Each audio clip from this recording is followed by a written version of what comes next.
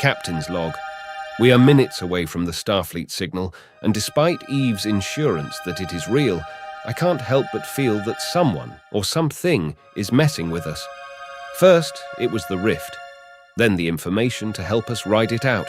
The Eve virtual intelligence becoming sentient, and now the Starfleet signal. But to add to our growing list of unanswered questions.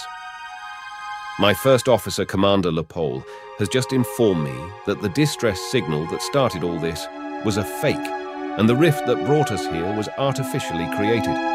With the discovery of the beacon by one of Shintara's staff and the revelation that this same device is from the 25th century, it's looking more like that we have been lured into this abhorrent trap and placed us not only outside our own galaxy, but 200 years back in time. Why? And to what ends? I asked for further investigation, and with Eve's help, they might be able to uncover more information in this whole mess. We are approaching our destination, sir. Understood, Mr. Ferrell. Take us out of warp and bring us to a full stop. Aye, aye, Captain.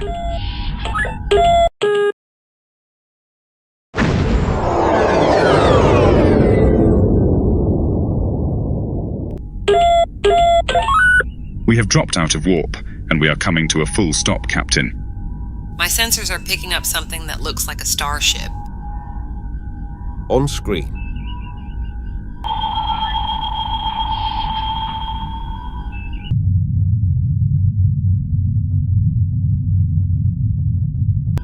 Is that derelict supposed to be a starship?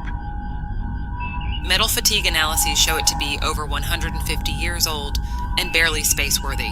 It is warp-capable. But I'll be surprised if it can reach Warp 4. It has minimal shields and armed with low-level disruptors. Sir, we are being hailed by the ship's captain. Looks like we have a first contact with a new alien race.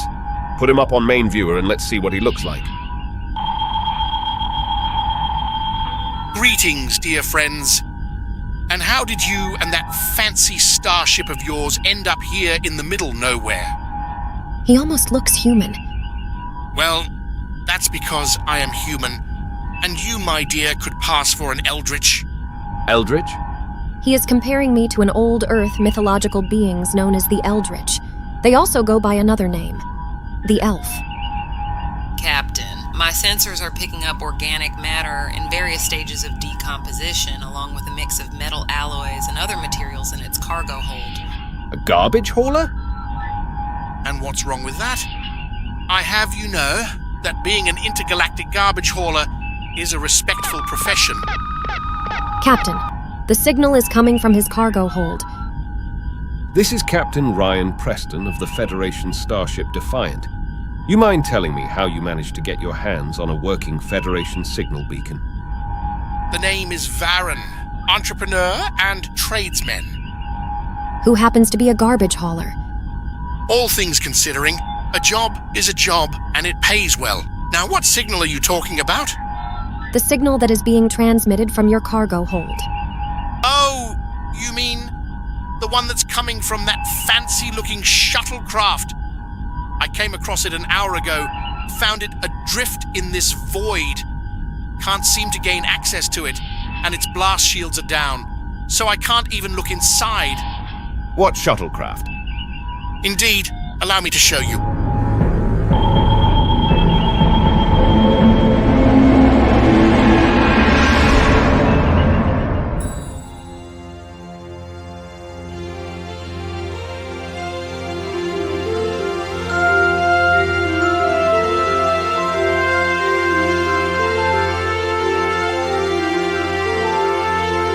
Space. The final frontier. These are the new voyages of the Starship Defiant. Our continuing mission in a new frontier. To seek out new life and new civilizations. To boldly go where no man has gone before.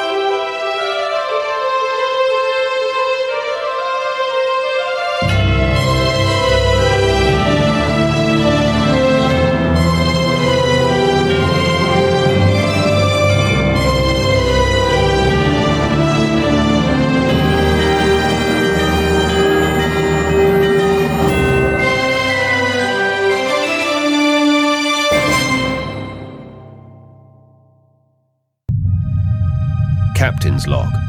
We have arrived at the source of the signal and found that it was coming from an unknown cargo vessel that is commanded by a human. Where did he come from? By what means did he get here? But to add to my long list of questions, the signal was coming from a Federation shuttle that was stored in his cargo hold, and that same shuttle belonged to Enterprise. How was this possible? According to Starfleet records, this shuttlecraft was taken out of service some time ago, which is usually an indication that it was destroyed or lost. No further details are available in this particular case. That shuttle is Federation property, so I'm going to have to ask you to relinquish it back to us. That shouldn't be a problem.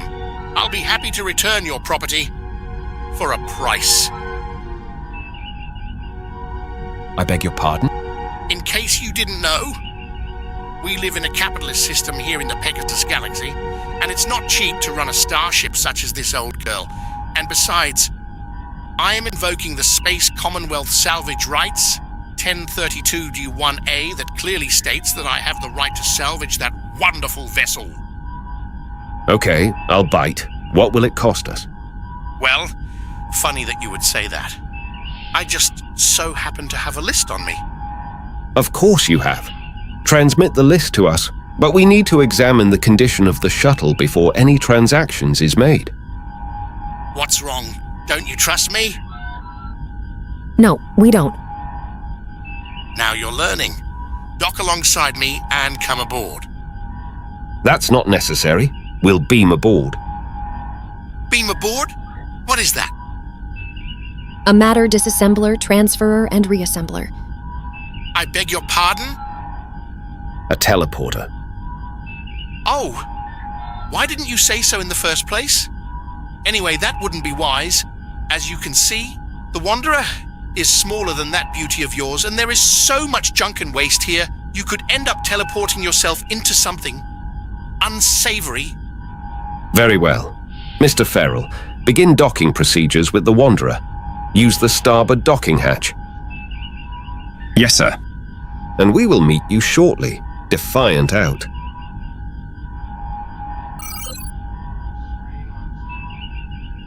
Your thoughts, Commander?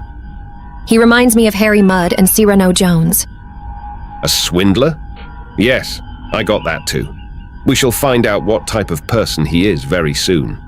Miss Rissar, inform Dr. Hendricks to grab his medkit and meet us at the starboard docking hatch. Commander Lepole, Mr. Coleman, you're both with me. Mr. Ferrell, you have the con. Sir? You did say that you wished to take the command training, did you not? Yes, sir. Then consider this your first hands-on experience, Mr. Ferrell.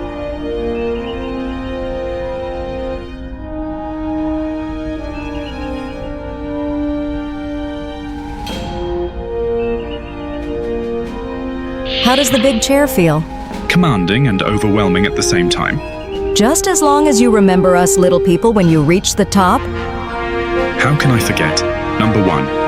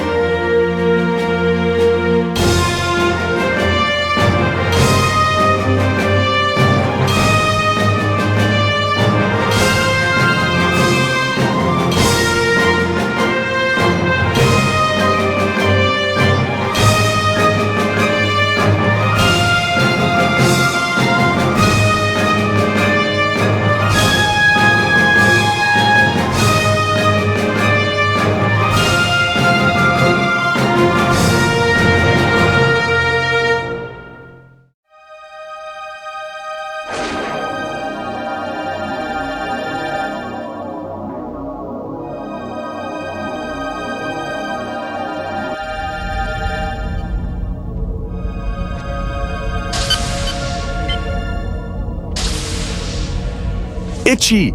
I have to say that for a corpse, you look great. Thanks, Cue Ball. It's good to be back. Jokes aside, how are you feeling? I'm fine, but I've seemed to have no memory of my death. That's because I deleted the entire events of your demise from reality.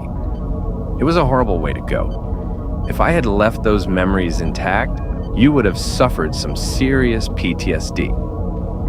You know as well as I do that I am terrible at providing emotional support, so it was easier for me to delete the event from your memory. I can't believe that you sacrificed your powers to save me. Why?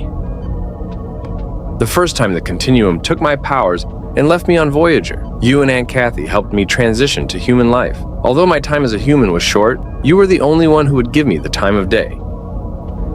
You didn't exactly ingratiate yourself with everyone on Voyager. You also committed some serious mischief during your time with us. I was a different Q back then.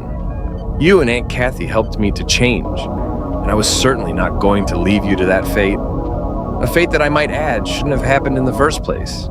Somehow, timelines and people's destinies has been severely altered. The dimensional bridge has been activated. They are beaming in.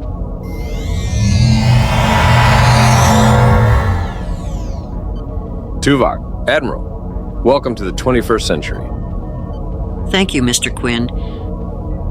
And I see that your mission was successful. And as my father predicted, the Continuum stripped me of my powers. What of your father? He was imprisoned in the same manner as my namesake. It is agreeable to see you again, Lieutenant Icheb. I trust that Quinn has filled you in on our mission? Yes, Captain. It's hard to believe that such a threat still exists. A rift is forming. I'm now deactivating the beam.